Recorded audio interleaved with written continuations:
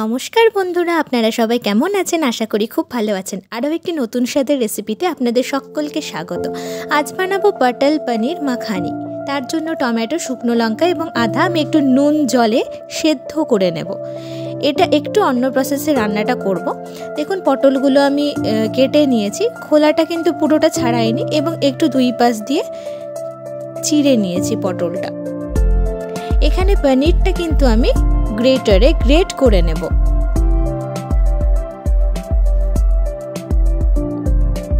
তারপরে জিরে গুঁড়ো, ধনে গুঁড়ো, লঙ্কা গুঁড়ো এবং হলুদ গুঁড়ো সেটা আমি নিয়ে নিয়েছি।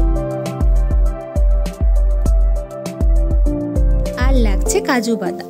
কাজু বাদামটাও কিছুক্ষণ সেদ্ধ হয়ে গেলে আমি সেই জলের মধ্যেই কিন্তু দিয়ে সেটাকেও সেদ্ধ করে নেব।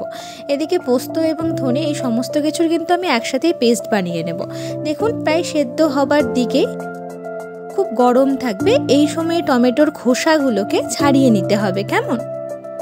টমেটোর খোসাটা আমার ছাড়ানো কিন্তু একেবারে হয়ে গেছে। তারপরে সেই সেদ্ধ হওয়া জিনিসগুলো এবং সাথে ধনে এবং পোস্ত দিয়ে পেস্টটা কিন্তু আমি রেডি করে নিয়েছি।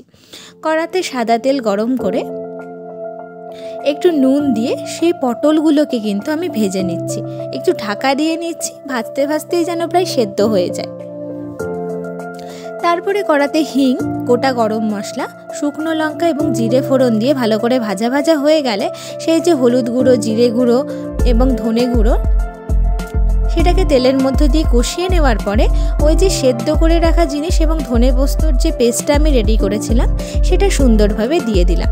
দেখুন, মশলার সাথে সমস্ত পেস্টটা আমি সুন্দরভাবে কষিয়ে নিচ্ছি। এইভাবে তেল ছাড়া পর্যন্ত কিন্তু কষিয়ে নিতে হবে খুব সুন্দর করে। এই পর্যায়ে আমি চিনি দিয়ে দিলাম রান্নাটার মধ্যে এবং লবণ দিয়ে দিলাম। দিয়ে খুব ভালো করে নাড়িয়ে নেবার পরেই ভেজে রাখা পটলগুলো কিন্তু দিয়ে দেব। পটলগুলো কিন্তু ভাজতে ভাজতে প্রায় 80% সেদ্ধ হয়েই গিয়েছে। পটলগুলো দিয়ে মশলার সাথে খুব সুন্দরভাবে মাখিয়ে নিয়েছি।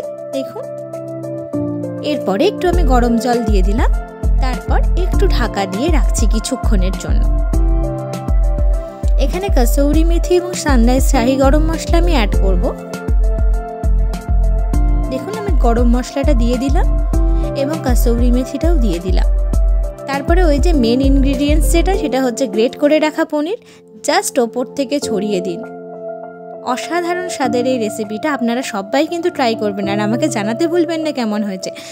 যারা ফেসবুক থেকে দেখছেন তারা ফলো করতে ভুলবেন না, আর যারা ইউটিউবে দেখছেন প্লিজ লাইক করে দেবেন, ভালো লাগলে কমেন্ট করবেন এবং চ্যানেলটি সাবস্ক্রাইব করে দেওয়ার অনুরোধ রইল।